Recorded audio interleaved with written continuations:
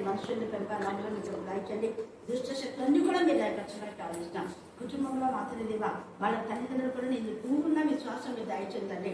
మూఢ నమ్మకాల నుంచి మీరు విడిపించమని ప్రార్థిస్తున్నాం దేవా. వయసు తేజ ఎంత నమ్మకంతో ఉన్నా తండ్రి మీరు చారిత్ర ఇలాంటి వాటి నుంచి మీరు విడిపించండి ప్రభా. నా తండ్రి ఈ కుమారి జ్ఞానాత్మక మీరు నింపమని ప్రార్థిస్తున్నాం. మీరు ఆశీర్వదించేందుకు మేమందరం ఏకీభవిస్తున్నాం తండ్రి. తోచాం దేవా పెద్దల మాత్రమే తండ్రి కుమారుడు ఏకదేవి దేవుని వెంటనే పిలిపించమని ఏ స్థానంలో ప్రార్థిస్తున్నాం తండ్రి. ఆమేన్ ఆమేన్. 4th chapter, verse 10, 11.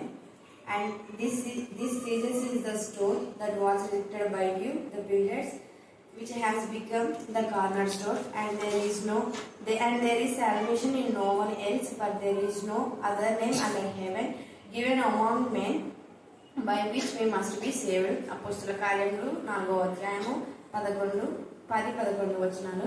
ఇల్లు కట్టు ఆయన మీరు తృణీకరించిన రాయి ఆయనే, ఆ రాయి మూలం తల రాయను. మరి ఎవని వలన రక్షణ కలగదు, ఈ నామమునే రక్షణ కలుగును.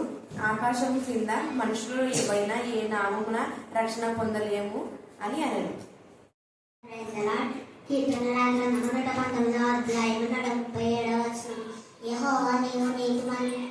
యెహోవా నీ నీతిమంతుడవు. 19వ అధ్యాయము 140వ వచనము. నీ మాట మిక్కిలి స్వచ్ఛమైనది, అది నీ సేవకునికి ప్రియమైనది. కీర్తనల గ్రంథము 19వ అధ్యాయము 142వ వచనము. నీ నీతి శాశ్వతమైనది, నీ ధర్మశాస్త్రము కేవలము సత్యం. 30వ వచనము. నాయందు విశ్వాసించువారు వాడు ఎప్పుడునూ దప్పుకొనడు. అపోస్తల కార్యంలో 4వ అధ్యాయము 13 నుంచి 22 వచనాలు చదువుకున్నాం. వారు పేతురు యోహానుల ధైర్యమును చూచినప్పుడు వారు విద్యలేని పామరులని గ్రహించి ఆశ్చర్యపడి వారు యేసుతో కూడా ఉన్నవారని గుర్తెరిగిరి. స్వస్థత పొందిన మనుషులు వారితో కూడా నిలిచి ఉండుట చూచి ఏమీ ఎదురు మనుషులను మనమేం చేయదము, వారి చేత ప్రసిద్ధ జాగము అయినను ఇది ప్రజల్లో ఇంకా వ్యాపింపకుండుటకై ఇక మీదట ఈ నామమును బట్టి ఏ మనుషులతోనైనా మనం వారిని బెదిరపెట్టవాలని చెప్పుకునేది.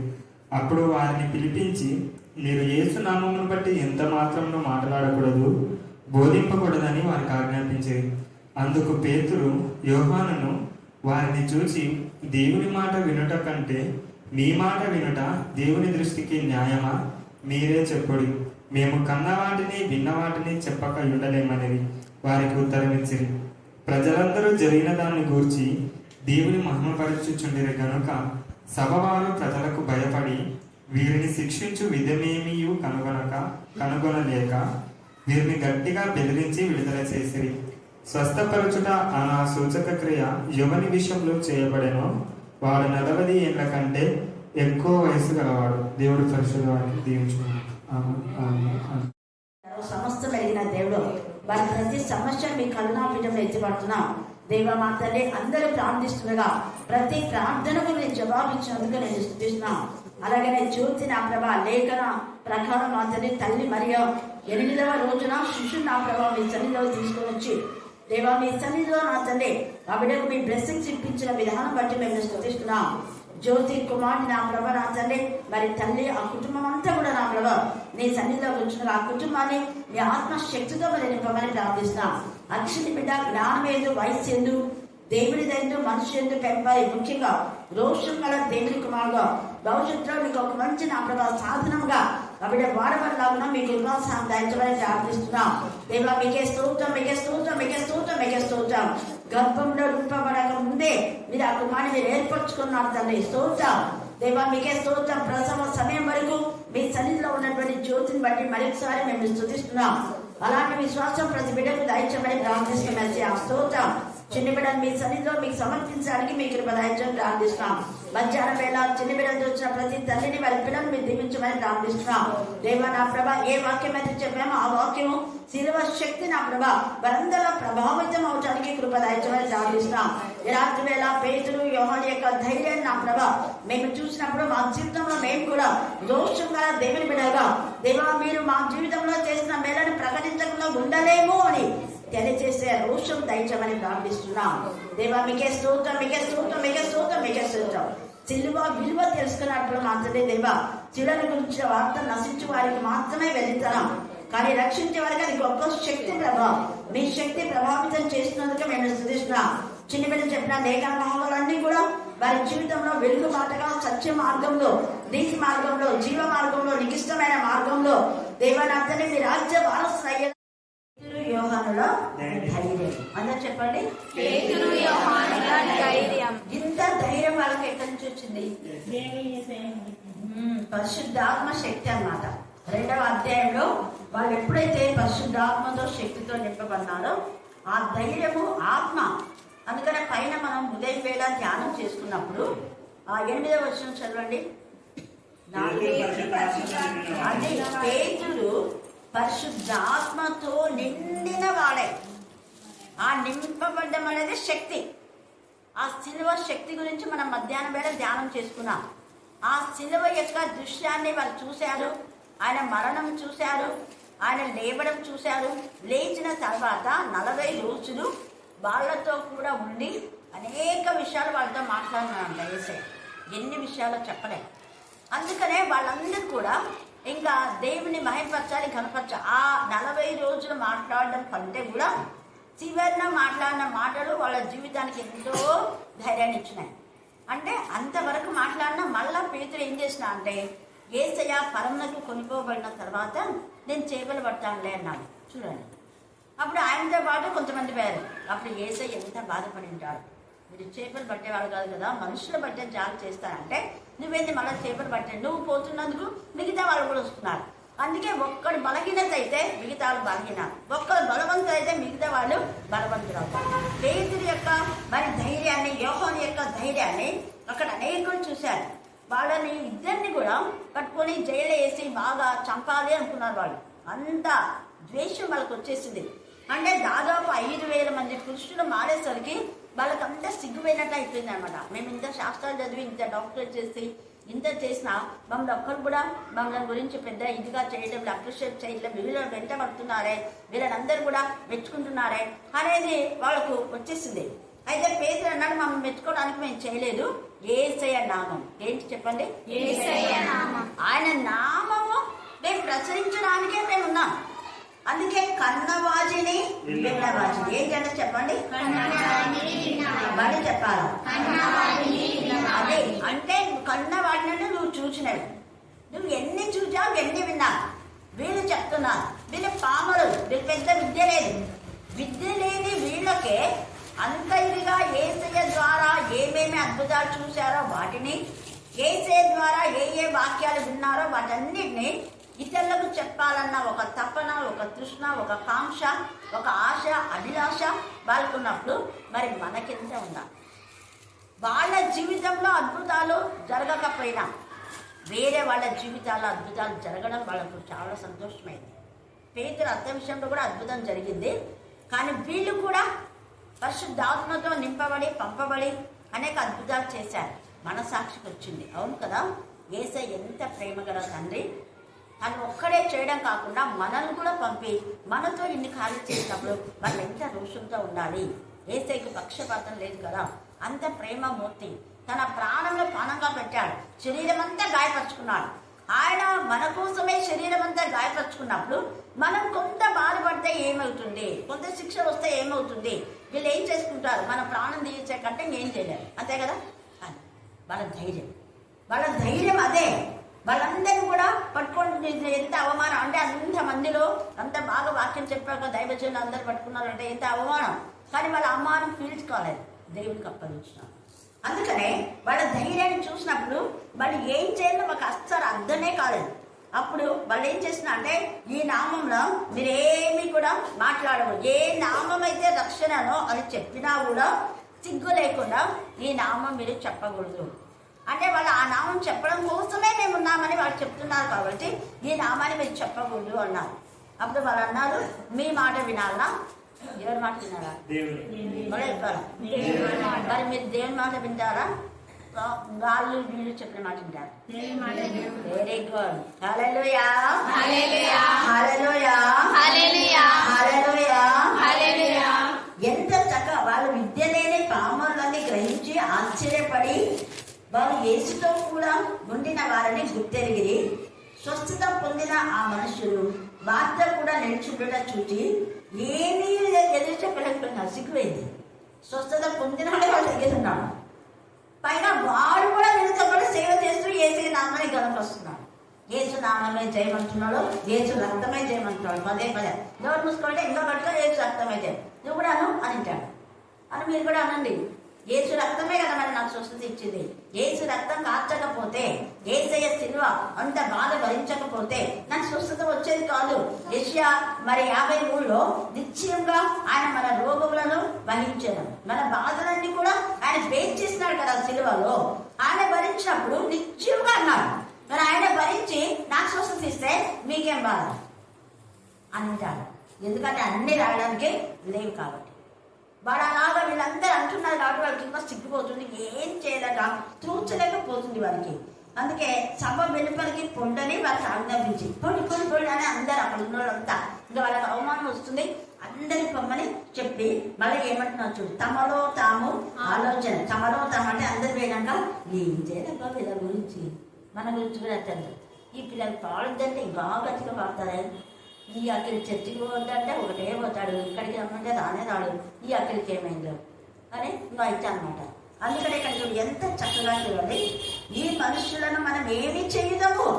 ఎన్నిసార్లు బండి మీద తీసుకుపోయి ఏమేమో మాటలు చెప్తున్నారు కామో, మాటలకు బోల్తా పడ్డారు మన పిల్లలు. బోల్తా పడే పిల్లలు కాదు కదా. ఏం చేయాలి ఇప్పుడు పెట్టవాలి కట్టున్నారా? ఇప్పుడు పెట్టాలి లేదు కదా. Very good. Hallelujah, hallelujah, hallelujah, hallelujah. అందుకనే చూడండి ఎంత చక్కగా ఇక్కడ ఈ మనుషులను మనం ఏమి చేయదాము. ఏమి చేయలేక ఏం చేస్తున్నారు, సౌండ్ తగ్గించరా, అది చేయరా, ఇది చేయరా అంటుంటారు. సౌండ్ తగ్గించము, ఏం చేస్తారు మీరు, అక్కడ తగ్గించుకోండి. మనకు కూడా రూల్స్ ఉన్నాయి కదా. హిందూస్ పెడతారు, పెళ్ళిళ్ళప్పుడు పెడతారు, మరి అవి తగ్గించవచ్చు కదా. పైగా వేకుజామున అర్ధగంట పాటలు. అందరు చదివేది వేకుజామున సాయంత్రం 7 గంటల కాదు. మీరే అందరు చెప్పాలి. Very good. బాబు చెప్పింది బంగారం. తెల్లవారుజామున చదువుతున్నారు కాబట్టి అర్ధగంట పాటలు అవసరం లేదు కదా. లోపలనే పెట్టుకోవచ్చు. చెయ్యము. మన కళ్ళ దూరం పెట్టుకొని వేరే వాళ్ళ కళ్ళ నవసు తీయాలని చూస్తాం మనం. వేకుజామున అర్ధగంట పాటలకు వేస్ట్. మళ్ళా ప్రార్థన మధ్యాహ్నం ఇప్పుడైతే మళ్ళీ రాత్రి కదా. ఎంత టైం వేస్ట్ అవుతుంటుంది అసలు. ఈ టైంలో ఎవరు చదవరు నాకు తెలిసి. హల్లెలూయా, హల్లెలూయా, హల్లెలూయా, హల్లెలూయా. అందుకనే వాళ్ళకి ఏం చేయాలో అసలు అర్థం కావట్లేదు. ఇంకా దానియేలు మీద ఎన్ని నేరాలు మోపాలు అనుకున్నారు, ఏం చేయాలో అర్థం కాకుండా సింహంలోకి వేసినారు. సింహాలు కూడా ఏం చేసినాయి, దానియేలుకు హల్లెలూయా స్తుతి మహిమ అని దానియేలు నాకి దాని మీద పండుకొని దానియేలుకు నమస్తే చెప్పి మోపాలు ఉన్నాయి. మేమే నీకు భయపడతాం దానియేలు కాదు, మేము నేను చేయము అన్నాయి. సిగ్గు అర్థం కాని వాళ్ళు వేసినోళ్ళనే తినేసినాడు. హల్లెలూయా, హల్లెలూయా. అందుకే మనం దేవుని విషయంలో ఎప్పుడు దేనికి భయపడకూడదు. ఎంత చక్కగా ఇక్కడ మనం ఏమి చేయదాము. వాళ్ళకి అర్థం కాలే ప్రశ్న వేసుకుంటున్నారు. వారి చేత ప్రసిద్ధమైన సూచక క్రియ చేయబడి ఉన్నదని యెరూషలేములో కాపురం ఉన్న వారికి అందరికీ స్పష్టమే. అందరికీ తెలుసు గురువులు కదా జరిగేవన్నీ తెలిసి కూడా మళ్ళీ మాట్లాడుతుంటారు. ఎవరెవరు హాని చేశారో హాని చేసిన వాళ్లకు దేవుడు ఏమిచ్చాడో కూడా తెలుసు. మరి తెలిసి నాకు అదే ఒక్కొక్కసారి అర్థమవుతుంది, అర్థం కాదు. దేవుడు వీళ్ళకి తెలిసి కింద మూర్ఖంగా ప్రవర్తిస్తారు. వీళ్ళు శిక్ష వచ్చింది తెలుసు అయినా కూడా అంటే అపవాది అంతే. వాటి తల చిదరగొట్టినా కూడా తోకాడిస్తారు. పవన్ లక్షణాలు అంతే కదా. తల చిదరగొట్టాము ఏం చేస్తారు, తోక. మళ్ళా ఆ పడగ వరకు పట్టేసినాము తోకుతారు. సగం కట్టేసి ఆ చిన్న తోకుతారు. దాని బుద్ధి అంట. మొత్తం ప్రాణం పోయే వరకు ఉప్పుతూనే ఉంటుంది. అలాంటి లక్షణాలు వద్దు. దేవుని పిల్లలమైన మనం వారి చేత చూడండి ప్రసిద్ధమైన సూచక క్రియ చేయబడి ఉన్నదని యెరూషలేములో కాపురం అందరికి స్పష్టమే. అది జరగలేదని చెప్పజాలం. నేను చెప్తాను జరగలేదు, అన్ని కళ్ళైతే జరుగుతున్నాయి కదా, అందుకే కన్నవాటిని మనం చెప్పాలి. అయినను ఇది ప్రజల్లో ఇంకా వ్యాప్తితో ఉంటుండగా ఇక మీద ఈ నామం బట్టి ఏ మనుషులతోనైనా మాట్లాడకూడదని ఏ మనుషులతో కూడా అంటారు. ఎవ్వరు పోద్దండి అనే వాళ్ళు కూడా ఉంటారు, కానీ వస్తారు. ఎవరితో మాట్లాడకూడదు. మనము వారిని బెదిరి పెట్టడం అనేది చెప్పుకోండి. అప్పుడు వారిని పిలిచి ఏమన్నారు చెప్పండి, చదవండి. మీరు యేసు నామమును బట్టి ఎంత మాత్రమున మాట్లాడకూడదు, బోధింపకూడదని వారికి ఆజ్ఞాపించింది. అందుకు పేదలుకున్నాడా, మీరు బోధ చేయొద్దంటే చేయకుండా ఉంటామా, మీరు మాట్లాడొద్దంటే మాట్లాడుకుని ఉంటామా? ఏమంటాడు పేతురు? యోహాను వారిని చూచి దేవుని మాట వినుట కంటే మీ మాట వినుట దేవుని దృష్టికి న్యాయమా? మీరే చెప్పుడు. ఎంత బాగా అడుగుతున్నాడు ప్రశ్న. అందుకనే మనం కూడా వారికి తగిన విధానం మౌనంగా ఉండకూడదు. వీళ్ళు మౌనంగా ఉంటే వాళ్ళు ఏదో తప్పు చేస్తున్నారని వీళ్ళు అనుకుంటారు ఖచ్చితంగా. ఎక్కడ మనం మాట్లాడినా అక్కడ మాట్లాడాలి, ఎక్కడ మౌనంగా ఉండాలో కూడా అక్కడ మౌనంగా ఉండాలి. అందుకే ఇక్కడ అన్నాడు కదా, మేము కన్న వాటిని విన్న వాటిని చెప్పగా ఉండలేమని వారికి. మరి రాత్రి మీరు తెలుసుకున్న విషయాన్ని ఇతరులు చెప్తున్నారు. 1 కొరింథీయులు 11వ అధ్యాయం మనం చూస్తే అక్కడ 23 నుంచి కొన్ని 30 దాకా చదివితే ఈ ఆయన మరణం గురించి మనం ఏం చేయాలంట? ప్రచురించాల. అసలు ప్రభు బలలో ఎవరెవరైతే పాలు పొందినారో వాళ్ళందరూ ఇంద్ర అదేంది పదే అక్క మీరు ఈ మాట చెప్తుంటే నాకు గుండెలో గుచ్చుకుంటుంది అని. అవును, గుచ్చుకోవాల్సిందే. ప్రభు బలలో ఎవరైతే తీసుకున్నారో ఖచ్చితంగా మరణం ప్రచురించాల్సిందే, ఆయనకు సాక్షిగా ఉండాల్సిందే. మేము ఉండలేమన్నారు వీళ్ళు. ప్రభు యొక్క మరి ఆ శరీరంలో ఆ రక్తంలో అంత పవర్ ఉంది. పునరుద్ధాన శక్తిని జ్ఞాపకం చేసుకుని మనం తినాలి. ఊరికైతే స్వాభావికమైన రొట్టె అనుకోకూడదు. దాని స్వాభావికమైన ద్రాక్ష రసం కాదు, అది క్రీస్తు రక్తం. క్రీస్తు రక్తంలో ఎంత శక్తి ఉంది. మరణం పోవునంతగా ఆయన మన కోసమే శ్రమ పడ్డాడు. అందుకు యేసయ్య కోసం మనం కొంచెమైనా మనం శ్రమ పడాలి. ఉపవాసం అంటే అదే, మన శారీరకంగా నలపుట్టుకోవాలి, ఆత్మలో బలపడాలి. హల్లెలూయా, హల్లెలూయా, హల్లెలూయా, హల్లెలూయా, హల్లెలూయా. శారీరకంగా మన ఇష్టమైన వాటిని కొంత వదులుకొని యేసయ్యతో ఇష్టంగా ఉండాలి. వాక్యంలో మనం ఎదగాలి. అందుకే వాంసం వా అనే మాటలో వాక్యంతో నింపబడాలి. వాక్యంను ధ్యానం చేయాలి. వాక్యం వినాలా, వాక్యం చదవాలా, వాక్యం ధ్యానించాలి, వాక్యానుసారంగా నడవాలి, వాక్యం ప్రకటించాలి. అంటే అది అంటే ఒట్టి పరీక్షించుకోవడం కాదు. పరీక్షలా చేసుకొని తప్పు తెలుసుకొని అది విడిచిపెట్టి ఎగమిట చేయకూడదు. మధ్యాహ్నం చూసుకున్నాం మనం. ఉపవాసము అంటే ఉపేక్ష మాత్రమే కాదు, యేసయ్య పట్ల అపేక్ష ఉండాలి. నిజమైన ఉపేక్ష అంటే ఈ లోకాన్ని ప్రతిదీ మనకు ఏదైతే ఇష్టమో వాటిని ఉపేక్షించి యేసయ్యను హత్తుకొని ఆనుకుని జీవిస్తాం, యేసయ్యలా ఫలిస్తాం. అందుకే మనం చూస్తే యోహాను సువార్త 15వ అధ్యాయము, యోహాను సువార్త 15వ అధ్యాయం 3వ వచనం చదవండి. నేను మీతో చెప్పిన మాటను బట్టి మీరు పవిత్రులై ఉన్నారు. చూడండి, పవిత్రులైన వాళ్ళు లక్షణం యేసయ్యలో నిలిచి ఉంటారు, పడిపోరు. యేసయ్యకు వేరే అచ్చలు ఉంటారు, ఉండే అవకాశమే లేదు. పరిశుద్ధతకు రుచులు. ఇప్పుడు మీరు పరిశుద్ధులై ఉన్నారు. పరిశుద్ధులైన వారందరూ ఖచ్చితంగా 100% యేసయ్యలో నిలిచి ఉంటారు, పడిపోరు. యేసయ్య ధైర్యమే. యేసయ్య ఒక్కడుగా కొరడాలు తీసుకొని నా మందిరంలో దొంగల మోసాలు చేస్తున్నారన్న. వీళ్ళు కూడా ఇంతమంది ఆ ప్రధాన యాజకుల బంధువులు అందరూ వచ్చినా కూడా భయపడ్డారు. వీళ్ళిద్దరే. మిగతా వాళ్ళంతా స్వస్థత పొందిన 5,000 మంది పురుషులు ఉన్నారు, ఇంకా స్త్రీలు చాలా మంది ఉన్నారు. ధైర్యంగా మాట్లాడినారు. మన ధైర్యం అదే. నా ఇందు నిలిచిండుడి, మీ యందు నేను కూడా, నేను మీ యందు మీరు మా యందు. ఇప్పుడు ఒక కొమ్మ ఉంటుంది, ఆ కొమ్మకు మనం అంటు కట్టాం కదా చాలాసార్లు. అంటే ఆ కొమ్మకు అంటు కట్టే మళ్ళీ ఆ కొమ్మలో ఉన్న జీవరసం ఈ కొమ్మలోకి వచ్చి ఈ కొమ్మ ఏం చేస్తుంది, మంచిగా చిగురిస్తుంది. లేదా ఆ కొమ్మని మనం కట్ చేసి వేరే చోట కడితే దానికి మళ్ళీ వేరే వచ్చి అది మళ్ళీ ఎదుగుతుంది. ఆ చెట్టులో కొమ్మ ఉంటే తప్ప దానికి వేరే ఉంటే మళ్ళీ దానికి ఎక్కడి నుంచి వస్తుంది రాదు కదా.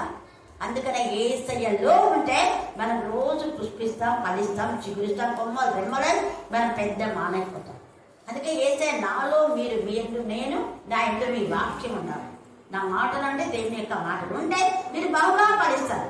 ఒకవేళ మీరు ఫలించకపోతే పనికిరాని తీసి ఫలిస్తాను, నేనే తీసేస్తాను. ఎంత బాగా చెప్తున్నాడు. మనం కూడా రోజు ప్రార్థన చేయాలి. యేసయ్య నీకేది పనికిరాదో నాలో నాకు తీసేయండి. ఏదైనా వేరే ఏదైనా మలిచి నన్ను ఏది కలవరపరచకూడదు ప్రభా. పిరికితనం, అవిశ్వాసం, అల్ప విశ్వాసం, దేవునికి అయిష్టమైన ఇవన్నీ కూడా సందేహం, దేవా ఇవన్నీ తీసే చెడ్డ తలంపులు, ఆలోచన నా నుంచి వేసే ప్రభా. నాకు వద్దు ప్రభా, నీకు ఇష్టమైన తలంపులు, పరిశుద్ధమైన ఆలోచన. మీరు పరిశుద్ధులు, నేను కూడా పరిశుద్ధంగా రోజు మనం దేవుడి సన్నిధిలో ప్రార్థన చేయాలి. ప్రభా నీ బిడ్డగా, నీకు ఇష్టమైన బిడ్డగా, ఆత్మీక మనసు ఎరిగి ఆత్మానుసారంగానే నేను ప్రార్థన చేయాలి. ఆత్మతో సత్యంతోనే నేను ఆరాధించాలి యేసయ్యా. నేను వాక్యం విని చదివి గ్రహించి వాక్యానుసారంగా నడిచి వాక్యం చెప్పే శక్తి నాకు ఇవ్వండి ప్రభా. వాక్యానుసారంగా నడవకుండా చెప్పడం వద్దు ప్రభా, అది వేషధారణ అయిపోతుంది. అలాంటి పరిస్థితి నాకు వద్దు తండ్రి. రోజు మనం దేవుడిని అడగాలి. దేవుడు వాక్యానుసారంగా నడిచి మనలో నడిపిస్తాడు. హల్లెలూయా, హల్లెలూయా, హల్లెలూయా, హల్లెలూయా. చాలా మంది ఆయన పరిచర్య చేయడానికి వచ్చారని చెప్తారు, కానీ పరిచర్య చేయాలి. పరిచర్య చేయాలి. మీరు చూసినారా, చాలా మంది, కొంతమంది దైవజనులు చేస్తారు. సైమేల్ అని పాస్టర్ అసలు ఎంత ఇదిగా వాళ్ళు మాకు ఆహ్వానించినప్పుడు ఆ పాస్టర్ ఇంకా సంఘ పెద్దలంతా కలిసి మాకు వడ్డిస్తే ఉద్యమాలు సేవకులు కూర్చోబాబు అని అంటే కూడా సైమేల్ పక్కా లేదు, మేము వడ్డించాల్సిందే. పాస్టర్ అయి ఉంది. మేము కోడిమూరికి వెళ్ళినప్పుడు అందరూ తెలిసే ఈ విషయం. చాలా మంది ఎంత సమర్పణ. అందుకే దేవుడు అక్కడంతా కూడా వాళ్ళంతా కూడా కుమ్మకాయ ఆ పాస్ తీసివేయాలనుకున్నాక దేవుడు అక్కడ ఉంచారు. చాలా సంవత్సరాలు అయింది బాగా. వాళ్ళు మాట ఇచ్చినారు, మన మాట పోగొట్టుకుంటాం, సిగ్గులేనాడు. అట్లా ఉండాలి దోషం అంటే. కొంతమంది వ్యతిరేకించినా మిగతా వాళ్ళంతా మనం అప్పుడు చెప్పాం కదా ఉండాలని ఉండాలి. 25 సంవత్సరాలు పైగానే అవుతుంది అనుకుంటాం. హల్లెలూయా, హల్లెలూయా, హల్లెలూయా, హల్లెలూయా, హల్లెలూయా, హల్లెలూయా. అందుకే నేను అక్కడ చెప్పాను, ఇది స్థిరమైంది, ఇది దేవుడు ఏర్పాటు చేసింది. హల్లెలూయా, హల్లెలూయా, హల్లెలూయా, హల్లెలూయా. అందుకని వీళ్ళు ఎన్నిసార్లు బోధింపకూడదు అన్నా కూడా ధైర్యంతో వాళ్ళు ఆయన నామం బట్టి మేము ఎంత మాత్రం మీరు బోధింపకూడదు అంటే మేము ఉంటామా? మీకే చెప్పండి, న్యాయమా? వాళ్ళ న్యాయం అడుగుతున్నారు. మేము కన్న వాటిని విన్న వాటిని చెప్పగా ఉండదే మరి వారికి ఉత్తరం ఇచ్చింది. ప్రజలందరూ జరిగిన దాన్ని గురించి ఏం చేసినారంట? అది గట్టిగా అంటే హల్లెలూయా, హల్లెలూయా, హల్లెలూయా, హల్లెలూయా. నేను ఇలా మాట్లాడేసరికి వాళ్ళందరూ కూడా దాన్ని చూసి దేవుని మహిమపరచుచుండే కనుక సభ వారు ప్రజలకు భయపడి ఇది మనం చేయాలి. అందరూ దేవుడి నామాన్ని గనపరుస్తుంటే పాడుతుంటే అవతల వాళ్ళకు నా షాట్ చెప్తుంది. పాపం ఏం చేద్దాం, ఏం చేయలేము, మన పని మనం చేసుకోవాల్సిందే. ఒకరెవరో వద్దంటే మానుకోవడం కానే కాదు. మళ్ళీ గుర్తుపెట్టుకోండి, మీరు ఇంత చక్కగా దేవుని మహిమపరచుచుంది కనుక సభ వారు ప్రజలకు భయపడి వీళ్ళని శిక్షించే విధం ఏమీ కనుగొనలేక ఏం కనుగొనలేకపోతారు. సైతాన్ అంతే, ముఖ విర్రవీగుతుంది. ఏమీ కనుగొనలేక వీరిని గట్టిగా బెదిరించి విడుదల చేసి, గట్టిగా బెదిరించి ఏం చేస్తారు? విడుదల. మిమ్మల్ని బెదిరిస్తే బెదిరిపోద్దండి, బెదిరితే బెదిరే వాళ్ళు దేవుని పిల్లలు కాదు. స్వస్థపరచుగా అను ఆసూచక్రియ ఎవరి విషయంలో చేయబడినో వారు 40 ఏళ్ల కంటే ఎక్కువ వయసు కలవాడు. అంటే ఒకవేళ చిన్నవాడంటే అది ఇది బెదిరించామని చెప్పి 40 ఏళ్ళలోనే ఏం చేస్తాడు ఇంకా. అందుకని నో కూర్చున్నారు వాళ్ళు. ఏసేనా ఎంత పవర్ఫుల్లో వాళ్ళు రుజువు చేసి చూపించాలి. మాటతో కాదు, క్రియతో మనం చేయాలి. అందుకే మార్కు సువార్త 16:17 చదవండి. మార్కు సువార్త 16:17. ఆయన నామన ఏం చేస్తామంట? దయ్యములను వెళ్ళగొడతారు అంటున్నారు. చాలా మంది దయ్యాలను వెళ్ళగొట్టారు. మళ్ళీ ఏమంటారు? ఒకవేళ వెళ్ళగొట్టాం అనుకో, దయ్యాలు వెళ్ళగొట్టడం ద్వారా పరలోక రాజ్యంలో చేరారు, మళ్ళీ చక్కబోలు చేస్తారు. తర్వాత కొత్త భాషలు మాట్లాడుదురు, పాములను ఎత్తి పట్టుకుని మరణకరమైనది ఏది త్రాగినను, మరణకరమైనది అంటే ఇది తెలియకుండా మనకి ఎవరన్నా ఏమైనా చేసినా మనకు హాని కాదు అని అక్కడ తెలిసి చేయమని కాదు. అక్కడ తెలిసి ఏం చేయలేదని చెప్పినాడు కాబట్టి అని మందేసుకొని తాగడం కాదు. అక్కడ అలా చేయకూడదు, శోధించకూడదు దేవుని. రోగుల మీద చేతులుంచినప్పుడు ఖచ్చితంగా అంత శక్తివంతమైన ఆయన నామం, అది నజరైన యేసు నామమే. అందుకే వీళ్ళు నజరైన యేసు నామం అన్నాడు, ఉట్టి యేసు నామం కాదు. మనం కూడా నజరైన యేసు నామం అనే ప్రార్థన చేయాలి. ఆ నామమే అన్ని నామంలో కంటే పైన, ఆ నామం ఉన్నతమైన నామం. కీర్తన కీర్తన 138:2 ఆయన నామం కంటే వాక్యం ఇంకా హెచ్చించాడు. అందుకే ప్రార్థన కంటే వాక్యం ఎక్కువ అని చెప్పారు. చూడండి 138:2. నీ పరిశుద్ధ ఆలయమునట్టు నేను నమస్కారం చేయుచున్నాను. నీ నామమంతటి కంటే నీవిచ్చిన వాక్యమును అది నీవు గొప్ప చేసి ఉన్నావు. వాక్యమును గొప్ప చేశాడు కదా. అన్ని నామం కంటే పైనామం అయినా కూడా ఆ నామం కంటే మన వాక్యమే గొప్ప. కాబట్టి ఈ వాక్యం ఎంత చదువుతామో అంత ఆశీర్వాదం మనకు తెలుస్తాడు. అందుకే వాళ్ళు అపోస్తుల కార్యం 42:42 ఇంత ప్రభావితమైంది. కాబట్టి ఇంటింటా రొట్టె విరుచడం అంటే వాక్యం ప్రకటించాలి. ఇంటింటా రొట్టె విరుచుటయందు ప్రార్థన చేయుటయందు సహవాసమందు ఎడతెగక ఉండుడి. ఉపవాసము అనే మాటలో అంటే సహవాసం. అది పరిశుద్ధుల సహవాసం, లోకస్తుల సహవాసం కాదు. అలాగనే 4వ అధ్యాయము 18వ వచనం చదవండి. 18. అప్పుడు వారిని పిలిపించి మీరు యేసు నామం బట్టి ఎంత మాత్రం మీకు ఎవరైనా ఆటంకం చేస్తే మీరు ఇదే మాట చెప్పాలి. అందుకని ప్రత్యేకంగా పరిశుద్ధాత్ముడు అక్కడ రాయించాడు. ఎందుకంటే వాడి స్త్రీ అనే కొంతమంది కొరింథీలో స్త్రీలు మౌనంగా ఉండాలని ఉంది కాబట్టి స్త్రీలు ప్రకటించకూడదని తప్పుడు బోధన చేస్తుంటారు. మనం గలతీ 3:27 చదవండి. ఏముందో మీకంతా కీవర్డ్ ఇట్లాంటివి కండక్ట్ చేసుకోవాలి. 3:27 క్రీస్తులోనికి బాప్తిసం పొందిన మీరందరూ ఒక్కరనుగా అందరూ మీరందరూ క్రీస్తును ధరించుకొని ఉన్నారు. ఇందులో యూదులని గ్రీకు దేశస్థులని లేదు, దాసుడని స్వతంత్రులని లేదు, పురుషుడని స్త్రీ అని లేదు, యేసుక్రీస్తునందు మీరందరూ ఏకంగా స్త్రీ లేదు పురుషులు లేదు, ఎవరైనా ప్రభును ప్రకటించవచ్చు. ఎంత తేడా చెప్పినారు. అదే యోహాను సువార్తలో కూడా యేసయ్య నా పిల్లలు నా స్వరం వింటారు, అన్యుల స్వరం వినాలి. ఇప్పుడు చదివంటే యోహాను సువార్త 10:30 చదవండి. 10:30. అందుకు ఆ మనుషుడు ఆయన ఎక్కడ నేనును తండ్రియును ఏకమై ఉన్నారు ఆగున్నాం. యూదులు ఆయనను కొట్టవలనని మరలా రాళ్ళు చేతి పట్టుకొనగా యేసు తండ్రి యొద్ద నుండి అనేకమైన మంచి క్రియలను మీకు చూపితిని, వాటిలో ఏ క్రియ నిమిత్తం అది ఏ క్రియ నిమిత్తం మీరు కొట్టాలనుకున్నారు. ఇక్కడ మీరు మంచి చేస్తే ఒకరి స్వస్థపరిస్తే అది తప్ప. ఏ క్రియ ఏ తప్పు చేశారు? మేము ఎంత మంది లోకంలో తాగేవాళ్ళు, తినేవాళ్ళు, తిరిగేవాళ్ళు, వ్యభిచారం చేసేవాళ్ళు, అక్రమకాళ్ళు ఎంతమంది ఉన్నారు. వాళ్ళు మందిరానికి రావచ్చు పోవచ్చు, కానీ యేసు నామం ప్రకటించే వాళ్ళు మాత్రం రావచ్చు. యేసే దేనిని అంటున్నాడు? ఇన్ని మంచి కార్యాలు చేస్తే దేని బట్టి మీరు రాజులో కొట్టాలనుకున్నారు? చెప్పండి మీరే. ఇక్కడ కూడా మేము యేసు నామం ప్రకటించకుండా దేవుని మాట వినాలా మీ మాట వినాలి? చెప్పండి మీరే. ఏది న్యాయం మీకు? మీకు అసలు న్యాయమే లేదు. అందుకనే మత్తయి 23లో వాళ్ళకంతా సిగ్గుపెట్టేట్టు మాట్లాడినారు. మీరంతా వేషధారులు, మీరంతా వేషధారులైన శాస్త్రులు, పరిచయం. న్యాయం లేదు, కనికరం లేదు, విశ్వాసం లేదు. అసలు న్యాయమును, కనికరమును, విశ్వాసమును విడిచిపెట్టారు. 23 తర్వాత చదువుకోండి. మత్తయి సువార్త అంతా అదే ఉంది. ఎన్నిసార్లు వాళ్ళకి గద్దించినా కూడా వాళ్ళకి బుద్ధి రాదు. అక్కడ వేస్తే అంత బుద్ధి, ఆయన చంపేసిన తర్వాత కూడా బుద్ధి రాలా, లేచా అని తెలిసి కూడా బుద్ధి రాలా. మళ్ళీ వేసే తర్వాత వీళ్ళు వచ్చినారని ఇంకా బాధగా ఉంది. ఏమి చేయుదమా తోచకుందంట. ఎస్, అట్లనే ఉండాలి. మనం కూడా దేవునికి మహిమకరంగా, మనుషులకు ఎవరికి భయపడిన అవసరం లేదు.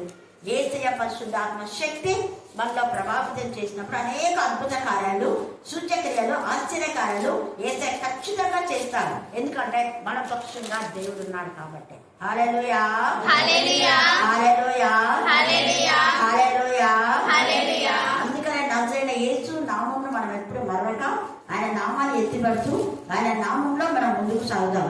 నేను చెప్పినటువంటి విషయాల్లో 2వ తిమోతి 3:12-15 చదవండి. 2వ తిమోతి 3వ అధ్యాయం 12-15. ఆయనతో కూడా ఏలుదుము.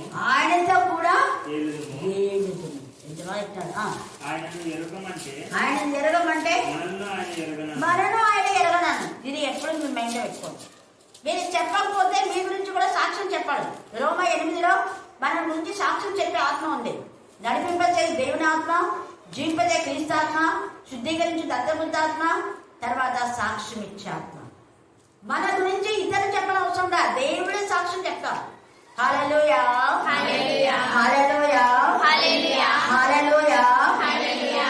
అందుకే మనము దేవుని గురించి చెప్తే దేవుడు మన గురించి చెప్తాడు. ఇంకా తేటగా రాయబడింది. చదువు. మనము నమ్మతగని వారం అయినను ఆయన నమ్మతగిన. ఎంత బాగుంది. కాబట్టి నమ్మదగిన దేవుని మనం కలిగి ఉన్నాం. 1 కొరింథీ 1:9 మా నాన్నకు బలిష్టం ఈ యొక్క వచనం. మన ప్రభు అయిన యేసుక్రీస్తు సహవాసులకు మనం పిలిచిన దేవుడు నమ్మదగిన దేవుడు. పిలిచాడు దేవుడు. మీరు దేవుడిని పిలిస్తే చాలా మంది చెప్పారు, దేవుడు నాకు ప్రేరేపింప చేస్తే నేను వచ్చాను. దేవుడి ప్రేరేపణ ద్వారా వెళ్ళాలా వద్దా అనుకున్నాను, కానీ ప్రభువే నన్ను పంపాడని పల్లవి ఒక అన్ని రావు సాక్ష్యం చెప్పింది. వాళ్ళ హస్బెండ్ వెళ్ళొద్దని చెప్పాడు, కానీ వెళ్ళొద్దని చెప్పాడు కదా, కోపంలో వద్దనుకుంటుంటే పరిశుద్ధాత్మ దేవుడే వెళ్ళు వచ్చింది. రిపోర్ట్ చూస్తే నీళ్ళు రిపోర్ట్ వచ్చింది. మరుసటి రోజు పోయింది స్కానింగ్, నీళ్ళు రిపోర్ట్ చూసారా ఎంత గొప్ప తండ్రి. కాబట్టి అన్నిలలో దేవుడు నాన్ని మహపరచబడుతుంది. మనం కూడా రోషం గల దేవుని బిడ్డగా ధైర్యంగా ప్రభుత్వం ప్రకటించే వారకుండా మనం తెలిసిన విషయాలు అనేకులతో ఖచ్చితంగా మనం పంచుకోవాలి. దేవుడు ఈ లేఖన భాగాన్ని దీవించి ఆశీర్వదించుగాక. ఆమేన్, ఆమేన్, ఆమేన్. నిత్యము పరిశుద్ధుడు పరిశుద్ధుడు పరిశుద్ధుడని మహిమలకు కొని ఆడబడుచున్న మా ప్రియ పరలోకపు తండ్రి, నీ యొక్క ఘనమైన శ్రేష్టమైన ఉన్నతమైన పరిశుద్ధమైన నీ యొక్క బంగారు పాదములకు కృతజ్ఞత స్తుతి స్తోత్రాలు వందనాలు చెల్లించుకుంటున్నాను. గొప్ప దేవ, జీవం గల మా నాయన, దయా కనికరం కలిగిన మా కన్న తండ్రి, కృపా సత్య సంపూర్ణుడా, నీకే స్తోత్రం, నీకే స్తోత్రం, నీకే స్తోత్రం, నీకే స్తోత్రం, నీకే స్తోత్రం చెల్లించుకుంటున్నాను. అవునా తండ్రి, నా ప్రభు మరి ఇంతవరకు చెప్పిన వాక్యాలను నా తండ్రి మా హృదయాల్లో నీరు కట్టి కలిగించి ఫలాభివృద్ధి పొందినట్లు మీరే సహాయం దయచేసి మీరు మధ్యలో పొందుకోండి దేవా.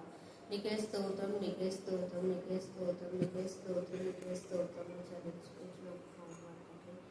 పేతురు యోహాను తండ్రి ఇచ్చిన ధైర్యాన్ని బట్టి నీకు వందనాలు, స్తుతులు, స్తోత్రాలు చెల్లించుకుంటున్నాం. అవునా తండ్రి, యేసు నామంలో అనేకమైన సూచక క్రియలు చేసి ఉన్నారు దేవానికి స్తోత్రం, స్తోత్రం, స్తోత్రం చెల్లించుకుంటున్నాం తండ్రి.